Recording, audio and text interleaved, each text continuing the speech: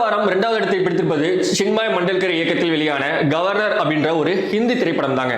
இந்த படத்தில் மனோஜ் பாஜ்பாயா, ஆதர்ஷ் சர்மா, நௌஷத் முகமது, மதுஷா மற்றும் பலர் நடித்திருக்காங்கன்னு சொல்லலாம். குறிப்பாக மனோஜ் பாஜ்பாயா தமிழ்நாட்டை சார்ந்த வெங்கடரமணனை மையமாக கொண்டு உருவாக்கப்பட்ட ஒரு படம் தான் இந்த கவர்னர். வெங்கடரமணனை ராமணன் அப்படின்ற ஒரு கதாபாத்திரத்தில் மாற்றி கவர்னர் அப்படின்னு சொல்லிட்டு மனோஜ் பாஜ்பாயா ரொம்ப அழகா நடிச்சிருக்காங்கன்னு சொல்லலாம். படத்தின் கதை 1990, 91 மற்றும் 92 காலகட்டத்தில் இந்தியா ஒரு பெரிய பொருளாதார நெருக்கடியை சந்திக்கிறது. அந்த காலகட்டத்தை மையமாக கொண்டு எடுக்கப்பட்ட படம் தான் இந்த கவர்னர். முக்கியமா ரிசர்வ் வங்கியில கையிருப்பு மிகவும் குறைந்து இருக்கும் நிலையில, அப்போ அந்த சூழ்நிலையில ரிசர்வ் வங்கியில கவர்னரா பொறுப்பேற்கும் ரமணன் அரசியல் அழுத்தங்கள், அதிகாரிகளின் எதிர்ப்புகள் மற்றும் பல பொருளாதார சவால்களை எதிர்கொண்டு எப்படி நாட்டை அந்த நெருக்கடியில இருந்து காப்பாற்றுகிறாங்க அப்படின்னு சொல்லிட்டு தான் இந்த படத்துடைய முழு ஸ்டோரிங்க.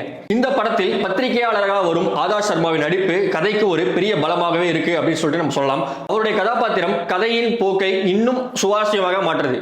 மொத்தத்தில் கவர்னர் இந்தியாவின் உண்மை சம்பவம்.